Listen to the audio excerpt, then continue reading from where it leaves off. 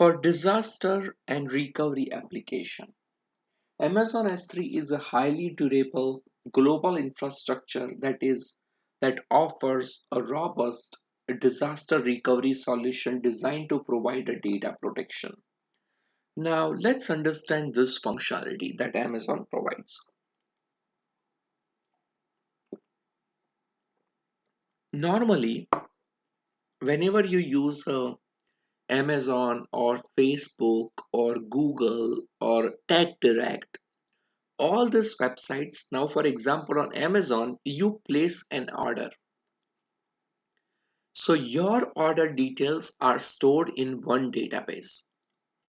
It is possible that your details are not just replicated on one database in one region, it is also replicated in many databases. I mean, on a different availability zone, you will copy your database information.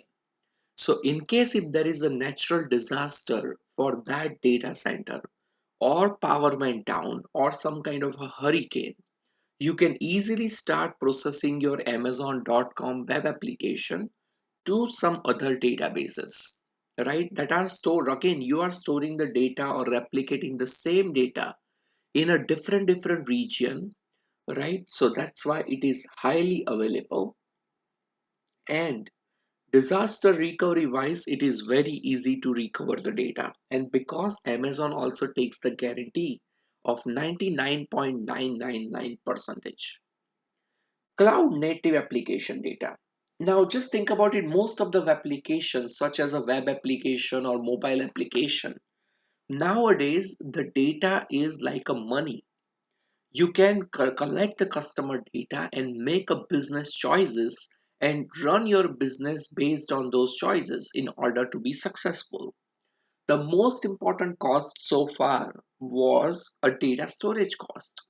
Now with Amazon S3, that is also gone away. So you can collect as much data as you want from customers.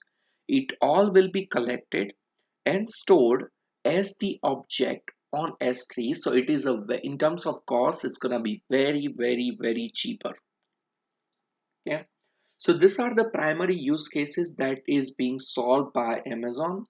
And there are a lot of big companies such as like Netflix, Airbnb, Nasdaq, Netflix, SmugMug, GM. All these companies are using Amazon S3. And if some companies are not using Amazon S3 for now, they are planning to move to Amazon S3 in the near future because of the cost benefit and also availability and also security and also durability. So these are the main causes why you want to move into the cloud. Yeah. Now let's look at the pricing for the storage. Again, it varies by region. This is just the price for the Amazon S3, right, from US East. You can also find the prices on their website. If you are a corporate client, you might get some discount even in this prices if your company is using this almost on for pretty much everything. First 50 terabytes per month, you are just paying 2 cents per gigabyte. That means just count your storage costs to store the data. It's a 2 cents. So for example, 1 terabyte will have 1000 GB. For a month, you are just getting 0.023, $23 per GB.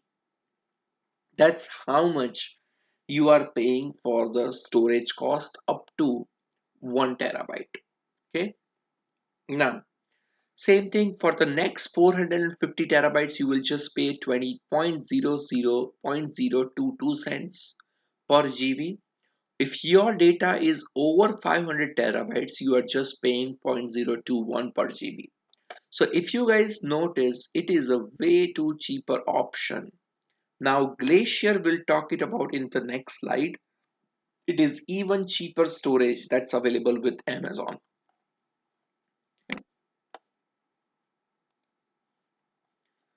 Okay. Let's just recap about the pricing for one more time. First 50 terabytes you will just pay 0.023 cents. 450 terabytes you will just pay 0.022 cents. Over 500 you will just pay 0.021 cents. Okay. So these are the prices, and let's just recap about Amazon S3 one more time. Amazon S3 is a simple storage object, or like simple storage services. S3, it allows you to store the objects and through the REST API or through the web services into so-called as a bucket, S3 bucket. You can easily store any amount of data into S3 bucket. You can configure the permissions onto the S3 bucket. If you want to upload a file onto the S3 bucket, you need to have proper permissions. You can also view the logs with the S3 bucket. If you want to delete some file, you need to, or your user needs to have a proper permission to do so. If you are planning to create a web application, you can always store in that stores some of the data files. Then your job is you can always store it all it as a primary storage for your cloud native applications as well. Okay.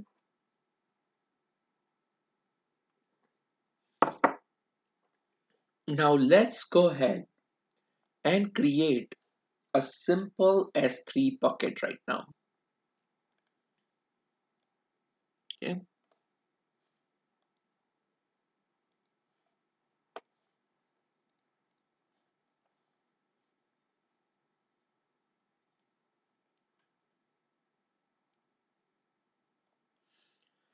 All right. Go to all the services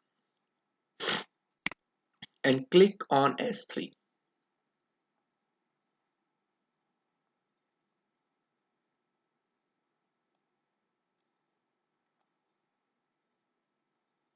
Okay. Now it says you do not have any bucket. Here is how you get started with Amazon S3. Okay, so let's go ahead and create a single bucket right now.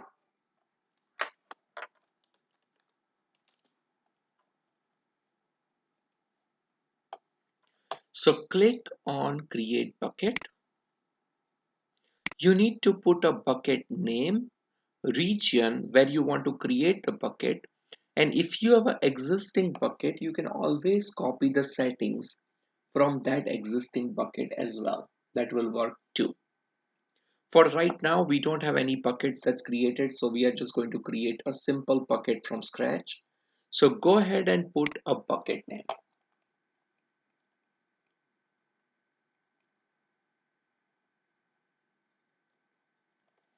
Just put t test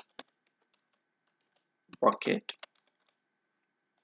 Bucket name must not contain the uppercase character. Bucket names must start with the lowercase characters. So that's why it will not work. Test bucket. Okay. You can select the region where you want to create your bucket. In the east side, they have a data centers in Virginia and Ohio. In west, they have data centers in North California and Oregon. In Asia Pacific, they have data centers in Bombay or Mumbai. In Japan, Singapore, Sydney, and Tokyo. In Canada, they have a data center in Central. In European Union, they have it in Frankfurt, Ireland, and London. So let's just create it in a east side or East Ohio. Okay. You do not have buckets, so right now that's fine. Just click on next. Test bucket is already existing. Now here is the funny part. Somebody may have already created the bucket, not you, but some other person may have already created the bucket before you did it. So that's why your bucket name should be unique. And if you, for example, if I create test bucket underscore AWS underscore lab, and if you try to create the bucket in the same region, you won't be able to create this bucket.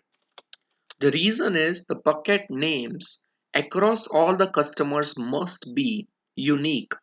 This is the rule by Amazon. Okay. So now let's just see if this is available or not. Test bucket AWS lab. Okay. Just click next. This means this is available right now. Okay. The important part is the bucket name and the region that you want to pick. Okay. So that is the most important part. Now click on next. Keep the multiple versions of an object in the same bucket. So what will happen? A versioning is the most important thing for if you are storing some of the code or some of the important files like Word documents onto this bucket, you want to keep the history of what changes being made into your file.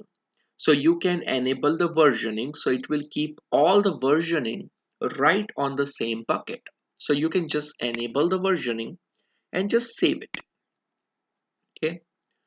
Logging. Set up a log record that provides a detail about access requests. Yes, I want to log everything, whoever is trying to request the data.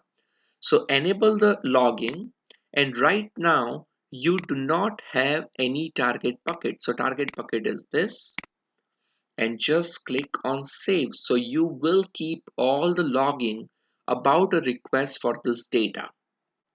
Tags, right? Let's just worry about the tag part. Again, this is very similar as we can add a tag. For example, department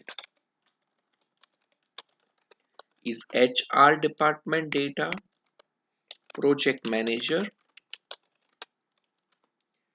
Tim Sprout. Okay, a tag UAI. This is just for the individual costing. UAI 00333. So now you have added a versioning, you have added a logging, you have added a tag values, right? You have done all those things, and now you can just click next. Okay. Here it says manage users and manage public permission. So my account has a read and write access. Object permission is also read and write. I can even remove myself if I don't want to have a write permission for my own account. Manage a public permission. What you can do is, if you want to allow this bucket as publicly available, then you can just simply suggest any authenticated AWS user should have a read access, and everyone has a read access or write access. So depending upon what permissions you want to give it to the public permissions, right? You can just select all these different options, right? Now, let's just go ahead and go ahead and review all those things, whatever you created so far. Click next. Your bucket name is test bucket AWS lab. Region is US East. Properties are versioning is enabled. Logging is also enabled. You have total 3 tags. The permissions are one user and the public permissions are disabled. Again, if you want to change the bucket name, you can do it right there. Okay. You can also update the versioning over here, that let's say, because I know versioning will take up so much space, so you may want to just remove the versioning if that's not important to you. Then the logging, and then the tags, right? Just click next. So manage public permissions and manage users. So now here you can assign permissions to your object permission and the object permission. So you can just assign the permission to your bucket. Now just go ahead and click next.